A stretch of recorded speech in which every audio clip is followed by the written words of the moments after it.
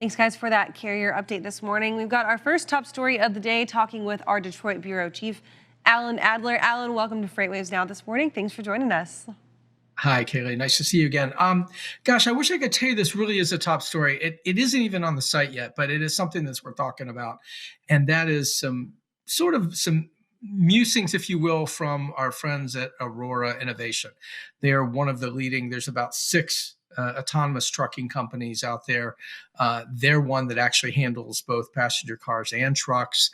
The expansion into trucks is relatively new since they took over what was left of another company.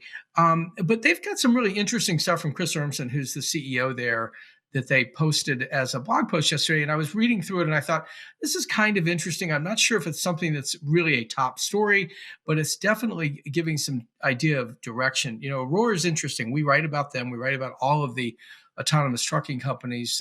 Where they're at, though, is they've got two manufacturers in the fold, if you will, with Volvo Trucks and with PACCAR, which is Kenworth and Peterbilt trucks. And so interestingly, you know, they're saying that ultimately they have a relationship that would cover, 50% of the Class 8 trucking market for autonomous trucks. That's a cool number, and it's true because between PACCAR and Volvo, they do control about 50% of the Class 8 market. What was more interesting in the report, though, I think, is the fact that a lot of the miles that these guys are accumulating, like 23 million miles a day, are coming through simulation. Yes, they have trucks on the road. Yes, they're beginning to move within Texas, which is a very popular place because of a lot of flat roads and more or less steady weather. Don't talk about February right now, but they have pretty steady long flat runs there, but they're doing a lot of it through simulation, and they're mounting up billions and billions of miles so that when they're ready to put people in these trucks, obviously safety drivers for starters, and then ultimately nobody, they will be, in pretty good shape, or so they say. And I think you have to believe them because this is a data business. I mean, that's what they need. They need lots and lots of data. They need to investigate hundreds of thousands of what are called edge cases, the things that might go wrong in a truck that is autonomously powered or driven. And so I thought it was a pretty interesting update from them, and worth noting. I think it's interesting as well, Alan. Good morning to you, sir, by the way. Morning. I was reading through that myself, and I don't know if you know this about me, but I'm from Ohio and I'm a skeptic. So you need to show me, right? Anything that I believe nothing. Too, I believe nothing I see in half of what I hear, and nothing that I read. Obviously, I don't believe it's that not at Missouri, all. Michael. Well, it is, but Ohio's got the same thing. I think it just gives us that inquisitive nature, I think. So I'm looking at this, and I agree with you, and I'm looking at the mileage, and it's all simulated miles. And I get it that it's data-driven, right? But ultimately, it's a sensor creating that data, right? So are they is that a gap there? I mean, I get their argument that, hey, we can run this a million times under every possible scenario that happens when if you actually physically road test it, you can only test it for the weather and conditions that you're going to get from nature. We can create all these different things. But aren't you missing that sensing of that and just creating the data? Well, I think it's a combination. I mean, Chris Urmson's been around this space really forever. Started in cars. He's one of the Carnegie Mellon kids, if you will. He's not a kid, but one of the Carnegie Mellon folks. Yeah. And there's a lot of them out there, and I think they know what they're doing. I think it's interesting though that Aurora is relying so much on simulated data. Take Plus for a contrast. Plus is seeding a lot of trucks and gathering a lot of miles. Effectively running, less than high autonomy, although the software is high autonomy.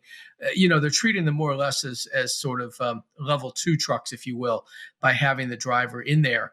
And they're doing a lot of their miles physically, obviously doing simulation as well, but really mounting up the miles physically. So I don't know what the right answer there is. I think it's going to be, obviously some of both. I mean, speaking as a great consultant, right? I mean, on the one hand, on the other hand, Yeah. but I feel like they're, Aurora is there, and Aurora and Waymo are interesting because they're both started out in the car space, right? In the automotive rather than the commercial space.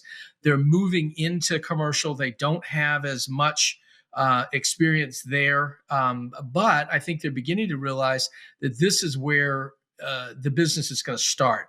Robo taxis, there's a report out today that Waymo is probably going to expand into San Francisco and go head to head with Cruise Automotive, which is a GM subsidiary, in terms of robo taxis. But the honest truth is that's much harder than getting ready for trucking and freight hauling. And so I think that they're going to over-index, if you will, in the freight space, as all of them are. And I think we're coming to the point now where at this moment there's enough room for everybody. Very difficult to claim leadership in this area, but interesting to watch as they sort of try to jockey past each other. To make the case. I think it was interesting. Last week we saw the SPAC come through, the second SPAC, in the autonomous space for Embark Trucks, and they picked up Knight. Who Knight merged with? I'm sorry, but what's that? Swift. Yeah, Knight Swift. Thank you. Wow, You're welcome. Early morning. Thank you. Knight Swift has not been mentioned in the autonomous space yet. Now they are. They're tied in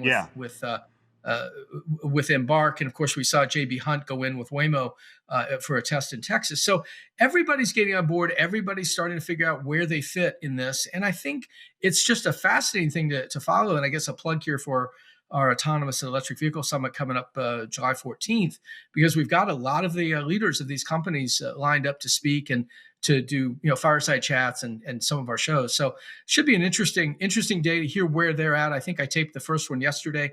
I did, I know, with the Kodiak Robotics, and really interesting to hear the different perspectives that these guys are bringing to what is a growing and really burgeoning area. It's excellent stuff. It's really interesting to me, and it'll be interesting, as you said, to watch them jockey for position. There's, like you said, there's plenty of room there, but it will boil down to certain leaders that are there, right? And I think it's not only just the technology, but where they plan on deploying it, right? Isn't that coming down to a part of it? I mean, when you had internet and that type of stuff and different streaming and who's going to win and this streaming and that streaming, it's all on one platform. But here is okay, is it going to be taxis or is it going to be long haul? Is it going to be just at ports or is it going to be across the desert Southwest, right? Right. Yeah. I think what obviously the desert Southwest is the area everybody's playing in, because again, pretty stable weather conditions and lots of straightaways and that kind of thing. I mean, they're all getting to the point now of saying, we can handle construction changes. We don't have to rely just on the maps that we've made, over the last few weeks or whatever. If something changes, we can adapt to that. So I think you're just going to see this. It's like I said at the beginning, it's a big data play. You need gobs and gobs of data, and I think that that's what engineers and scientists really live on, right? I mean, they prove things that way. They don't prove it because you think you got it right. Yeah, exactly. And hopefully they keep doing that, right? But I agree with you. It is a big data play. And it's interesting what Aurora is doing. Yeah, I don't care what it does either. But so we're Alan, I appreciate you coming on today. We all do. A very interesting talk. We'll have you on again real soon to go through this some more. And the autonomous vehicles, very, very interesting. It'll be interesting to watch them jockey for position and how this develops.